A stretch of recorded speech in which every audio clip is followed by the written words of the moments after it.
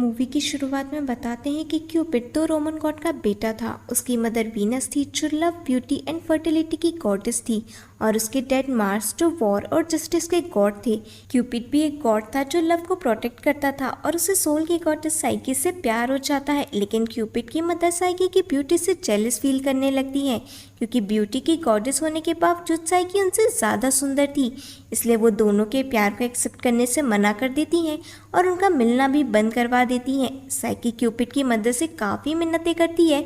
तब वीनस उनका love accept करने के बदले साइकी को 3 इम्पॉसिबल टास्क देती है, जिसे साइकी एक्सेप्ट कर लेती है। वीनस को यकीन था साइकी अब जिंदा वापस नहीं आएगी, लेकिन क्यूपिड के लिए वो किसी तरह तीनों टास्क को पूरा कर लेती है। फाइनली साइकी क्यूपिड से मिलने वाली थी, लेकिन वो इतनी वीक हो चुकी थी कि कैसल के डोर पर पहुंचने से पहले ही बेहोश हो जाती है। क्यूपिड साइकी का सेक्रीफाइस देखकर उसे अपने एरो की पावर से बचाने की कोशिश करता है, और यहीं से पूरी कहानी बदल जाती है, क्योंकि लोगों का मानना था कि क्यूपिड ने साइकी को बचा लिया था और वो साथ में खुशी खुशी रहने लगे। लेकिन कहानी इससे बिल्कुल उलट थी। क्यूपिड साइकी को नहीं बचा पाया था, क्योंकि उसकी मदर ने एरो पर पॉइजन लगा दिया था, और अनजाने में क्यूपिड ने खुद ही साइकी को मार दिया। साइकी के डेथ के बाद क्यूपिड अपनी जेलस मदर और अनसपोर्टेड फादर से नफरत करने लगा। उसने गुस्से में आकर अपने फादर के किंगडम के सभी लोगों को मार दिया और कसम खाई कि वो कभी भी लव को अलाउ नहीं करेगा। अगर उसे प्यार नहीं मिला तो किसी और को भी नहीं मिलेगा। क्यूपिड हेल में जाकर गॉड ऑफ डेथ से अपना बदला लेने के लिए मदद मांगता है, और गॉड ऑफ डेथ क्यूपिड का दिमाग डार्कनेस से भर देते हैं, जिसे कभी भी मिटाया नहीं जा सकता। अब क्यूपिड एक डीमन था जिसे उन सबसे नफरत थी जो प्यार का मिसयूज करती थी। साथ ही उन लोगों को मारने के लिए भी क्यूपिड को समन किया जा सकता था जो लव को एब्यूज करते हैं। नेक्स्ट सीन में हम एक आदमी जैक को देखते हैं जो वैलेंटाइन डे के दिन किसी लड़की के साथ डेट पर आया था। जैक का थोड़े दिन पहले ही डिवोर्स हुआ था और वो उस लड़की के सामने अपनी अमीरी ही शो ऑफ कर रहा था, जिससे बोर होकर वो लड़की वॉशरूम का बहाना करके वहां से चली जाती है।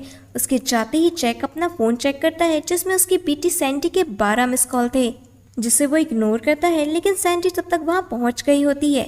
जैक सैंडी से झूठ कहता है कि वो बिजनेस मीटिंग के लिए यहाँ आया है, लेकिन सैंडी यहाँ उस पर नज़र रखने नहीं आई होती, बल्कि डाइवोर्स की वजह से सैंडी अपने फादर से काफ़ी नाराज़ थी, क्योंकि उसकी मदर ने उसके फादर पर चीट करने का इल्ज़ाम लगाया था। इसलिए सैंडी क्यूपिड स्पेल बोलकर उसे समन करती है, जिस वजह से क्यूपिड सैंडी की मदर के साथ उसके दोस्तों को भी मार देता है। जैक को सैंडी की बात पर बिलीव नहीं था, इसलिए वो उसे पकड़कर रेस्टोरेंट के बाहर ले जाता है। बाहर जैक को वही लड़की मिलती है जो वहां से जा रही होती है। तभी एक एरो आकर उसकी आंख में लग जाता है और उसकी डेथ हो जाती है। ये क्यूपिड का ही काम था। उसे बचने के लिए जैक और सैंडी दोनों जंगल की तरफ भागते हैं। उन्हें लगता है कि वो बच गए, लेकिन तभी क्यूपिड उनके पास पहुंचकर जैक के पैर में एरो मार देता है और उसी एरो पर सैंडी का सर पटक देता है, जिससे सैंडी की डेथ हो जाती है। उसके बाद क्यूपिड जैक का दिल निकाल लेता है और इसके साथ ही कहानी एक साल आगे बढ़ जाती है, जो कि वैलेंटाइन डे के 2 दिन पहले का दिन होता है, जहां एक लड़की फे ब्लैक मैजिक की प्रैक्टिस कर रही होती है, क्योंकि वो अपने स्कूल टीचर डंकन को लाइक करती थी और उसे हासिल करने के लिए फे इस तरह के रिचुअल करती रहती थी ताकि डंकन भी उसे प्यार करे। लेकिन डंकन अपनी फेलो टीचर हेलन से प्यार करता था। वो दोनों ऑफिस रूम में साथ बैठे थे, तभी एक टीचर आकर डंकन को बोलती है, आपकी एक स्टूडेंट के बाल में चिंगम फंस गई है। ये लड़की फे ही थी जो अपने फ्रेंड मेट के साथ मिलकर चिंगम निकालने की कोशिश कर रही थी, और उसके बालों में ये चिंगम किसी और ने नहीं बल्कि उसकी क्लासमेट एलिस ने लगाई थी। एलिस फे से नफरत करती थी क्योंकि फे के फादर की डेथ के बाद उसकी मदर का अफेयर एलिस के डैड से था, जिस वजह से एलिस के पेरेंट्स का डिवोर्स हो गया। डंकन के पूछने पर फे एलिस का नाम नहीं लेती, लेकिन डंकन जानता था ये काम एलिस का है, इसलिए वो एलिस से मिलकर उसे समझाने की कोशिश करता है।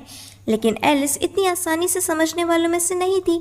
नेक्स्ट सीन में डंकन क्लासरूम में पढ़ा रहा होता है और वो एलिस से एक क्वेश्चन करता है, जिसका जवाब एलिस को पता नहीं था, और पूरी क्लास के सामने उसका मजाक बन जाता है।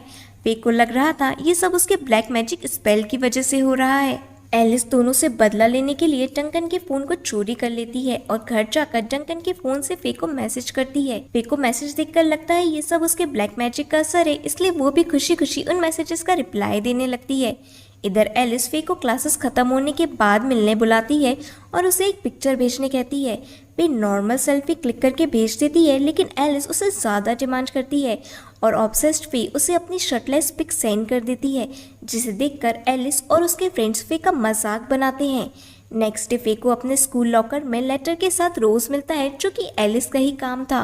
तभी मेट वहां आता है और फे को कल होने वाले वैलेंटाइन डांस के लिए पूछता है, जिस पर फे उसे मना करके वहां से चली जाती है। एलिस अपने प्लान के अकॉर्डिंग फे को उस वक्त डंकन के ऑफिस बुलाती है जब वो अकेला होता है, ताकि एलिस उन दोनों की वीडियो बनाकर इंटरनेट पर डाल सके। फे क्लास के बाद डंकन से मिलने जाती है और उसी तरह उससे बात करती है जैसे वो मैसेज में कर रही थी। डंकन को फे का बिहेवियर अजीब लगता है और वो उसे वापस घर जाने कहता है। तभी फे अचानक डंकन को किस कर लेती है। डंकन को कुछ समझ नहीं आता और वो फे को दूर हटा देता है। दूसरी तरफ एलिस ये सब रिकॉर्ड कर रही होती है। सब रिकॉर्ड करने के बाद वो वहाँ से भाग जाती है।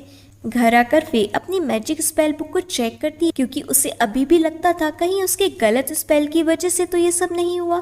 फे उस बुक के सारे स्पेल यूज कर चुकी थी सिवाय एक के, जो था लव को डिस्ट्रॉय करने वाले को बुलाने का, लेकिन फे अभी उस स्पेल को यूज नहीं करती। नेक्स्ट डे वैलेंटाइन डे वाले दिन फे को एक कार्ड मिलता है, लेकिन उसे नहीं पता था ये कार्ड किसने भेजा, इसलिए वो उसे फाड़ देती है। डंकन क्लास में पढ़ा रहा होता है, तभी एलिस की फ्रेंड फे के साथ वाली उसकी वीडियो प्ले कर देती है, जिसमें किस वाला सीन बार बार रिपीट हो रहा था। ये सब देखकर डंकन काफी परेशान हो जाता है, क्योंकि इस वजह से वो सस्पेंड हो सकता था, और फे वहां से भाग जाती है जहां बाहर उसकी शर्टलेस पिक लगी हुई थी। तभी एलिस बाहर आकर फे को काफी बुरा भला कहती है और उसके जख्मों पर नमक छिड़कती है, लेकिन इस बार फे चुप नहीं रहती और गुस्से में एलिस को थप्पड़ मार देती है, जिस वजह से दोनों के बीच कैट फाइट स्टार्ट हो जाती है। टीचर्स वहां आकर उन्हें छुड़ाते हैं और इन सब ड्रामे के बाद डंकन वैलेंटाइंस डे के दिन होने वाले डांस को कैंसिल कर देता है। फे काफ़ी दुखी होती है, इसलिए वो अपनी बुक के लास्ट लव डिस्ट्रॉयर स्पेल को यूज़ करती है, जिसके कारण गॉड ऑफ डेथ वहाँ आ जाता है और फे से पूछता है उसे यहाँ क्यों बुलाया गया है। फे उससे कहती है वो हमेशा के लिए पूरे स्कूल से प्यार को ख़त्म कर दी। गॉड ऑफ डेथ उससे पूछते हैं क्या वो इन सब की कीमत जानती है, जिस पर फे हाँ बोलती है, जो कि झूठ था क्योंकि उसे इस बारे में कुछ भी नहीं पता था। वहीं दूसरी तरफ एलिस और फे दोनों को प्रिंसिपल ऑफिस में बुलाया जाता है, जहां पनिशमेंट के तौर पर प्रिंसिपल एलिस और उसके फ्रेंड्स के साथ फे को भी कैंसिल हुए वैलेंटाइंस डे डांस की डेकोरेशन निकालने कहते हैं। हेलन उन्हें डांसिंग हॉल में लेकर जाती है, जहां उनकी एक फ्रेंड लीना वॉशरूम में थी। तभी क्यूपिड भी वहां पहुंच जाता है। लीना को कुछ आवाज सुनाई देती है, जिसे वो कान लगाकर सुनती है। तभी क्यूपिड अपना एरो उसके कान में मार देता है। लीना चिल्लाते हुए वहां से भागती है, लेकिन क्यूपिड उसे पकड़कर बेरहमी के साथ उसकी बॉडी में से हार्ट शेप में से स्किन निकाल लेता है। सब डांस हॉल में पहुंच चुके थे और मेट भी वहां फे की हेल्प करने के लिए मौजूद था। वहां सभी को लीना की स्किन से बने हार्ट शेप कुकीज रखे मिलते हैं, जिनका टेस्ट उन्हें चिकन की तरह लगता है। तभी एलिस के पास उसके बॉयफ्रेंड ब्रेड का कॉल आता है, जो स्कूल के बाहर उसका वेट कर रहा था। हेलन के मना करने के बावजूद एलिस उसे इग्नोर करके वहां से चली जाती है। तब हेलन इस बारे में आकर प्रिंसिपल को बताती है। प्रिंसिपल एलिस को रुकने कहता है, लेकिन वो जल्द बाहर आकर कार में बैठ जाती है, लेकिन कार स्टार्ट नहीं होती। तब तक प्रिंसिपल वहां आकर उनकी कार के सामने खड़ा हो जाता है और एलिस को बाहर निकलने कहता है। हेलन ये सब विंडो से देख रही थी, तभी अचानक उन सबको आसमान में क्यूपिड दिखाई देता है, जो बिना देर किए प्रिंसिपल की आंख में एरो मार देता है। एलिस और ब्रेड जल्द स्कूल के अंदर जाते हैं, लेकिन अंदर पहुंचने तक ब्रेड को 2 एरो लग चुके थे। वो तीनों डांस हॉल में पहुंचते हैं। हेलन डंकन के पास जाकर उसका फ़ोन मांगती है ताकि वो पुलिस को इन्फॉर्म कर सके, लेकिन अब वहां पर एक भी फ़ोन काम नहीं कर रहा था। हेलन को समझ नहीं आता उसने आसमान में क्या देखा था, जिस वजह से वो डंकन को अपनी बात नहीं समझा पाती। वहीं दूसरी ओर ब्रेड की हालत खराब थी, जिसे देखकर सब समझ जाते हैं वो बहुत बड़े खतरे में है। और एलिस जब उस चीज़ का डिस्क्रिप्शन देती है, तब फे को रियलाइज होता है उसने कितनी बड़ी गलती कर दी है, क्योंकि उसने स्कूल से प्यार खत्म करने की विश मांगी थी, लेकिन वो नहीं जानती थी कि क्यूपिड सीधे लोगों को खत्म कर देगा। तभी डंकन वहां आकर ब्रेड को एग्जामिन करता है, जहां वो नोटिस करता है एरो में से पॉइजन निकल रहा है, जो कि बॉडी में फैलकर दिल तक पहुंच चुका था। डंकन वहां से सभी को जाने कहता है ताकि ब्रेड का इलाज करते टाइम वो नर्वस ना हो। बहुत कोशिश करने के बाद भी वो ब्रेड को नहीं बचा पाता। उधर दूसरी तरफ सब डांस हॉल में पहुंच जाते हैं, जहां सडनली लाइट्स ऑफ हो जाती हैं और स्क्रीन पर एक दिल तेजी से धड़क रहा था। फे और मैट वहां नहीं थे, क्योंकि मैट फे से पूछ रहा था कि यहाँ ये सब क्या चल रहा है।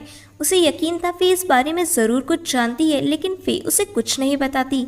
जब वो दोनों हॉल में पहुंचते हैं, तब क्यूपिड उनके पीछे ही खड़ा होता है और जैसे ही वो अपना एरो निकालता है, उसे देखकर सब भागने लगते हैं। क्यूपिड एक टीचर को मार देता है और उनको बचाने की वजह से मैट के हाथ पर भी एरो लग जाता है। तभी फे उसे वहाँ से लेकर भाग जाती है। एलिस अपने फ्रेंड के साथ एक साइंस लैब में पहुँचती है जहाँ उन्हें फे की ब्लैक मैजिक वाली बुक मिलती है और उन्हें समझते देर नहीं लगती कि ये सब फे की वजह से हो रहा है। एलिस की एक फ्रेंड उससे अलग हो जाती है और क्यूपिड उसे भी मार देता है। एरो लगने की वजह से मेट के हाथ पर भी पॉइजन फैल रहा था और उसकी हालत खराब होती जा रही थी। वो फे को बताता है कि वैलेंटाइन पर उसने ही फे को कार्ड भेजा था और वो 5th क्लास से उसे पसंद करता है, लेकिन उसे डंकन के अलावा कोई और नजर ही नहीं आता। लेकिन फे उससे कहती है उसने कभी मेट को इस नज़र से नहीं देखा, बल्कि वो तो उसके छोटे भाई जैसा है। तभी उन्हें वॉशरूम से आवाज़ आती है और जाकर देखने पर उन्हें लीना की डेड बॉडी वहाँ दिखती है। तभी डंकन वहाँ हेलेन के साथ पहुँच जाता है और वहाँ से वो सब साइंस लैब की ओर जाते हैं जहाँ एलिस उन्हें बताती है ये सब फे के कारण हो रहा है। और फाइनली फे सबके सामने एक्सेप्ट करती है उसने ही क्यूपिड को समन किया था। एलिस वहाँ से अपने फ्रेंड्स को ढूंढने के लिए चली जाती है जो कि मर चुके थे। डंकन मेट को बचाने के लिए उसके हाथ को काटने का फैसला लेता है ताकि पॉइजन उसके दिल तक ना पहुँचे। फाइनली मेट बच जाता है और फिर डंकन के सामने कन्फेस करती है कि वो ब्लैक मैजिक का यूज़ करती थी ताकि वो उसे पसंद करने लगे। और लास्ट में एलिस की वजह से वो इतना ह्यूमिलेट फील करने लगी कि उसने इस स्पेल को यूज़ कर लिया। डंकन उसे पूछता है कि क्यूपिड को कैसे रोका जा सकता है।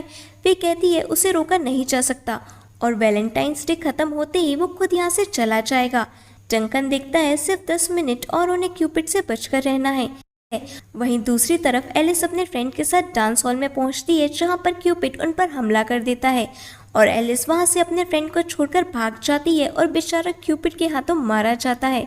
मैट के हाथ की ब्लीडिंग को रोकने के लिए फे और डंकन कुछ टॉवल लेने बाहर जाते हैं जहां उन्हें एलिस मिलती है, लेकिन तब तक क्यूपिड हेलेन के पास पहुंच जाता है। हेलेन की चीख सुनकर वो तीनों हेलेन को ढूंढते हुए डांस हॉल में पहुंच जाते हैं जहां क्यूपिड उसे मारने वाला था। कोई और रास्ता नजर न आने पर फिर वापस स्पेल पढ़कर गॉड ऑफ डेथ को बुलाती है और सबसे कहती है वो उनकी आंखों में ना देखे, क्योंकि अगर किसी ने उनसे नजर मिलाई तो वो उसकी सोल को भी अपने साथ ले जाएगा। वे गॉड ऑफ डेथ से बोलती है कि वो सब कुछ यहीं खत्म कर दें, जिसके बदले में वो सेक्रीफाइस मांगता है। वे खुद को सेक्रीफाइस करने के लिए तैयार हो जाती है। तभी एलिस गलती से गॉड ऑफ डेथ की आंखों में देख लेती है, जिस वजह से क्यूपिड उसे मार देता है और उसकी सोल अपने साथ ले जाता है। इस तरह सेक्रीफाइस पूरा हो जाता है और क्यूपिड वहां से चला जाता है। अचानक से एलिस उठ जाती है और फिर डर की वजह से उसके मुंह पर बुक मार देती है और एरो में सर लगने की वजह से एलिस वापस मर जाती है। नेक्स्ट सीन में हेलेन मेट को हॉस्पिटल ले जाती है और इधर फे इन सब के लिए डंकन से माफ़ी मांगती है, लेकिन डंकन फे को किस करता है। मतलब फाइनली फे की लव स्पेल काम करने लगते हैं और इसके साथ ही ये मूवी यहीं ख़त्म हो जाती है।